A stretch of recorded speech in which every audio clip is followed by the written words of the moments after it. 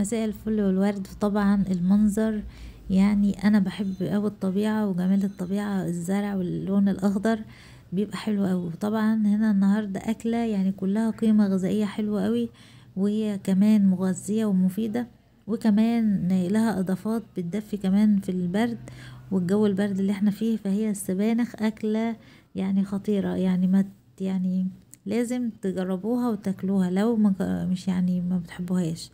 طبعا السبانخ لازم هتجيبوها وتغسلوها كويس، وبعد كده هتقطعوها بالشكل ده. ممكن تاخدوا الروس دي برضو تقشروها وتقطعوها معاها برضو لو انتوا حابين.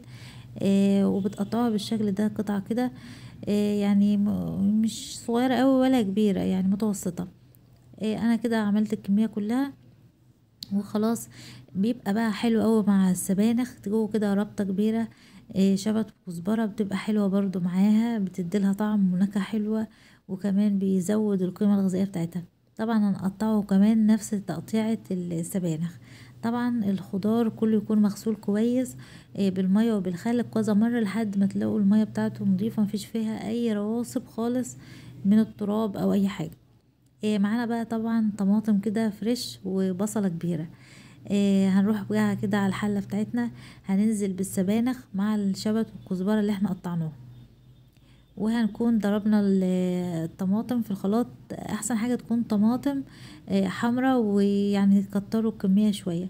هنا بقى التكة الحلوة اوي اللي قلتلكوا بتدفي في البرد، العدس الاصفر حوالي يعني شفتوا كده طبسية الشوربة، يعني حوالي طبسية شوربة.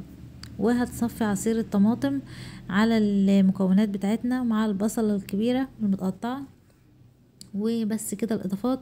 وعليهم معلقتين زيت كبار او معلقتين سمنة او معلقة سمنة وزيت، طبعا ما تحبوا. وهناخدها كده ومعلقة سكر، وهناخدها ونروح على النار وهنغطي عليها. هي طبيعي اول ما النار تشمها هتلاقوها بتخدل كده وبتنزل، هتقلبوها كده تقليبه وهتسيبوها لحد ما تتسبك خالص زي ما حضراتكم كده شايفين العصير خالص كده يتسبك عصير الطماطم.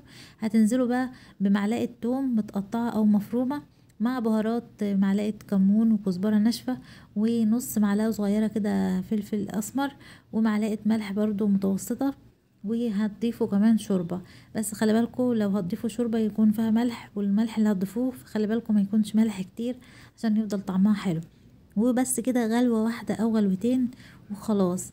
وهنروح بقى كده للجمال ده بقى الذي لا يحتمل، يعني الريحة كانت خطيرة بصراحة. ريحتها وريحة الشبت والكزبرة وريحة العدس كانت تحفة. وهنغرفها كده في الاطباق بتاعتنا. وكمان في حاجة حلوة قوي مع السبانخ لو انتوا حابين تستفيدوا من القيمة الغذائية بتاعتها، لان طبعا انتوا عارفين ان السبانخ فيها حديد. يعني تعصروا عليها عصرة ليمون كده، قطرتين كده ليمون، لو انتوا مش حابين قوي يكون يعني عصير الليمون كتير عليها. طبعا جميلة ازاي، حلوة.